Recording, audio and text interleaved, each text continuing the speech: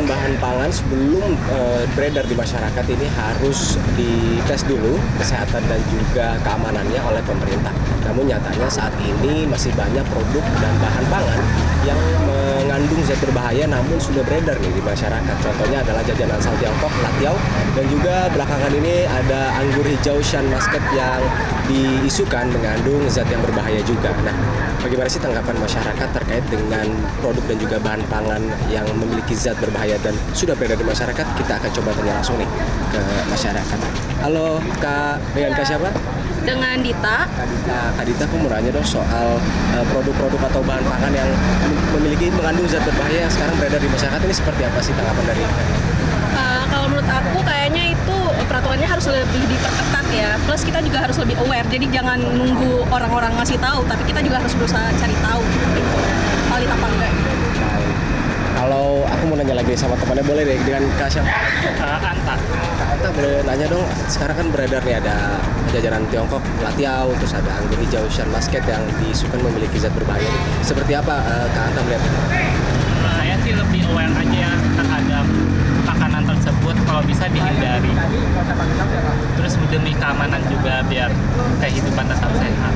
Kalau kakaknya nih, boleh dong nanya juga yang terakhir nih Kak, harapannya nih Kak terhadap pemerintah dan juga masyarakat seperti apa nih terhadap bahan-bahan pangan dan produk yang beredar di masyarakat yang ternyata mengandung zat berbahaya nih. Sebenarnya sih harus lebih aware lagi ya, apalagi kan itu kan produk-produknya diimpor tuh dari luar. Jadi paling kalau misal beli misal si anggur muskat itu harus dicuci benar-benar, karena kan itu kan katanya masih dilapisin sama zat-zat kimia yang berbahaya gitu kan. Paling dicuci pakai baking soda kah, atau dengan searching tips-tips lainnya biar si zat kimia itu hilang dulu. Jadi di make sure nggak langsung dimakan abis beli gitu. Dan kalau si latiao itu kayaknya emang harus di stop aja sih, karena kan itu nggak bisa dicuci atau digimanain juga kan. Nah, terima kasih ya Kak. Ya itu tadi harapan masyarakat terkait dengan pemerintah yang lebih mengawasi lagi bahan-bahan atau produk pangan yang beredar di masyarakat, dan mereka juga berharap bahwa konsumen ini lebih aware terkait dengan bahan pangan yang mereka akan konsumsi.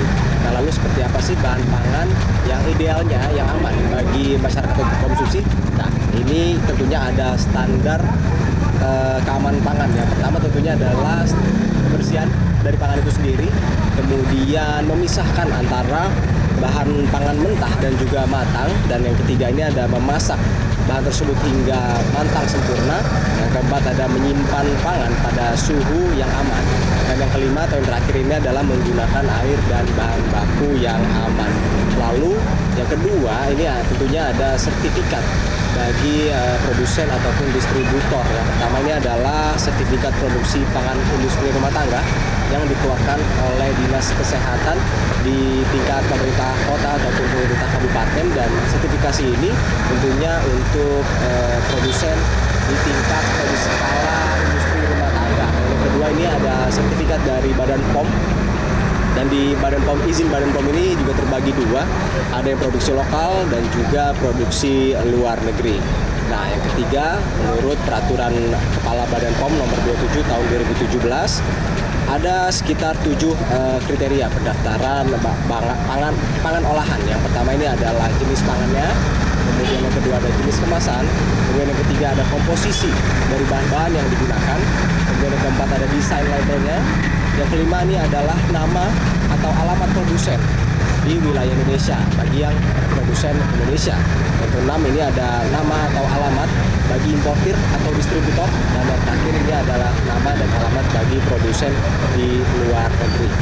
Nah, seperti itulah kurang lebih gambarannya bagaimana kita melihat bahan pangan yang aman untuk dikonsumsi. Dan pemirsa, tentunya diharapkan bahwa pemerintah dan juga masyarakat harus lebih aware terkait dengan bahan pangan yang beredar di masyarakat demi kesehatan kita bersama. Dari Jakarta, Satrio Adi, Arif Firmansyah, Metro TV. Tuh kan pemirsa, ternyata banyak loh masyarakat yang resah juga dengan pangan-pangan atau cemilan-cemilan, jajanan yang masuk ke Indonesia tapi ternyata mengandung zat-zat berbahaya begitu Iya, ya Pak. Termasuk tadi ada anggur Sean Muscat, ada juga jajanan latiau. Nah ini. Oh iya, ini ya Pak ya? Iya. Nah, ini adalah jajanan-jajanan latiau kemarin yang sempat viral itu ya Pak ya, yang kemudian saat ini diteliti. Jadi ini ada bakteri-bakterinya gitu ya Pak ya, Iya. yang kemudian membuat orang banyak racunan nih Pak. Iya, dia mengandung bakteri yang disebut Bacillus cereus.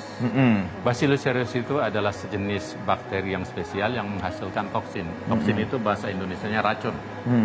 Dan toksinnya itu berdampak pada sistem saraf kita, khususnya saraf-saraf parasimpatik.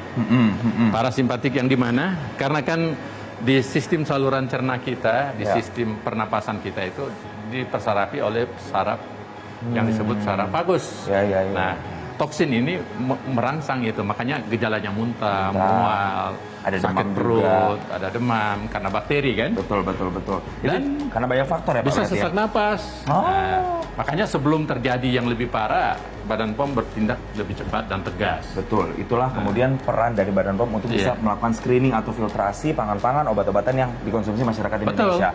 Tapi Pak, sebelum kita lanjut lagi soal yang lagi ramai, anggur Muscat, jajanan tadi. Pak, saya mau tanya deh Pak, dari Bapak ini udah jadi profesor di Amerika sekian tahun, terus balik lagi ke Indonesia. Kenapa pengen ke Indonesia lagi Pak? Ya, ada utang saya di negeri ini yang belum Apa lunas. utangnya Pak? Janji yang harus ditepati. Gitu, Pak. Saya janji akan balik ke Indonesia. Gitu. Jadi 24 tahun yang lalu, waktu saya pegawai di sini, saya ditugaskan pergi belajar. Dan saya berjanji sama Kepala Badan POM waktu itu, Pak Sampurno, saya diizinkan pergi belajar, tapi satu janjinya harus balik. Harus. Jadi merpati tidak ingkar janji. Saya sudah balik sekarang. Sudah balik dan kemudian hari ini menjadi Kepala Badan POM begitu ya Iya. Pak. Tapi kan Bapak bisa jadi Kepala Badan POM waktu itu dilantik oleh Presiden ke-7 Republik Indonesia Pak Jokowi itu Iya. karena rekomendasi Pak Presiden Prabowo. Oh, iya, Ini ceritanya betul. gimana tuh Pak? Ya, itulah wisdomnya ya, Pak Prabowo. Karena waktu itu beliau memanggil kami dan ingin menugaskan untuk di posisi kabinet beliau. Dan setelah itu beliau membuat surat endorse, surat rekomendasi sebagai presiden terpilih yang bersurat kepada Presiden Jokowi untuk menempatkan saya sebagai Kepala Badan Pengawas Obat dan POM. Makanan. Nah, ini kita boleh mungkin agak bergeser lagi supaya teman-teman yang lagi bekerja itu bisa kelihatan juga. Iya, ini Pak, teman-teman lagi bekerja ini. iya ini yang diteliti juga anggur Muscat tuh ditelitinya di sini juga ya Pak ya? Oh, di sini. Iya. Ini disebut dengan alat gas kromatografi, mass index. Artinya kita bisa lihat cairan-cairan ataupun pestisida, zat-zat yang berbahaya lewat menggunakan alat ini. Oke. Alat ini sampai pada tingkatan kita mengukur pada mikro sampai bahkan pada nanometer. Oke. Sampai sedetil itu ya berarti. Detail. Ya? Jadi kita bisa hitung berapa konsentrasinya, berapa yang berbahaya. Jadi bersifat ini namanya alat yang menggunakan parameter yang jelas, yaitu jadi kuantitatif. Kita bisa ukur berapa masanya, berapa indeksnya, berapa gram dan sebagainya. Baik. Nah, bedanya dengan yang kualitatif. Kalau kualitatif itu biasanya rapid test biasanya untuk positif atau tidak, tapi kita nggak tahu berapa konsentrasinya. Ya. Tapi intinya sekarang anggur Muscat itu sudah dinyatakan aman. Sudah ya, kita nyatakan aman. Prof, ini terakhir karena durasi sudah terbatas. PR pasti banyak. Banyak PR soal obat yang harganya masih mahal. Misalnya inovasi obat-obatan di luar yang belum masuk ke Indonesia. Apalagi tantangan-tantangan untuk Kepala Badan POM dan Badan POM secara institusi. Terus inovasi-inovasi apa yang kira-kira sudah ada di plan tuh? Jadi pada plan saya sebetulnya sangat banyak yang kita harus lakukan.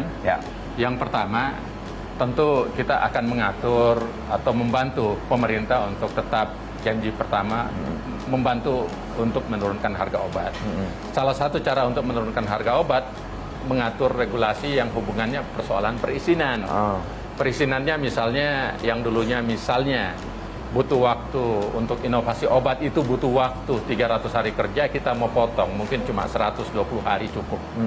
Kita diskon 60% masa ininya. Kemudian inovasi yang lain, kita mau lakukan apa yang kita sebut beberapa hal, misalnya persoalan pangan. Kita tahu ada banyak persoalan pangan sekarang. Kita juga perlu evaluasi bagaimana bukan hanya cara pembuatan pangan, tapi bagaimana cara distribusinya. Kita buat keputusan untuk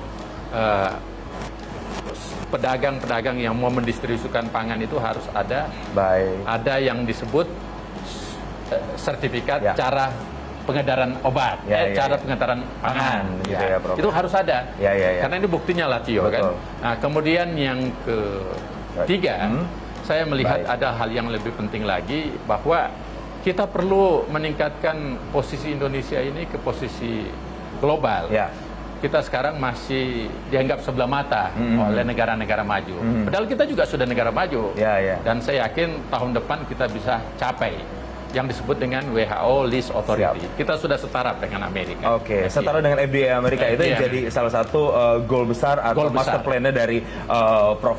Taruna Ikrar ya sebagai Kepala Badan POM. Terima kasih Prof. Ikrar sudah ajak kami jalan-jalan, sudah diketok pintunya. Ini mah bukan ketok pintu aja, ini namanya gedor pintu ya. Semua pintu kita buka semua ya. Semoga ini dengan adanya Badan POM benar-benar bisa memfiltrasi makanan-makanan, pangan-pangan yang bergizi untuk masyarakat, dan kemudian ini bisa menjadi garda terdepan untuk melakukan screening apa yang harus dikonsumsi oleh masyarakat supaya masyarakat Indonesia tetap sehat. Terima kasih Prof. Ikrar sekali lagi atas segmennya di Ketok Pintu, dan saya kembalikan lagi ke Naila dan juga Valen yang ada di studio. Jason Sambo dari Gedung BPOM RI dalam segmen Ketok Pintunya. Penjelasan yang disampaikan oleh Jason tadi jadi membuat kita tenang ya, karena sudah benar-benar difiltrasi tadi apa yang disampaikan melalui sejumlah screening. Nah pemirsa, kita jeda terlebih dahulu, nanti usai jeda ada ulasan menarik untuk Anda. Kalau ini soal Gen Z kali ini ya Naila ya, nanti Naila akan hadirkan pembahasan untuk Anda. Usai jeda. Jelajahi cara baru mendapatkan informasi. Download Metro TV Extend sekarang.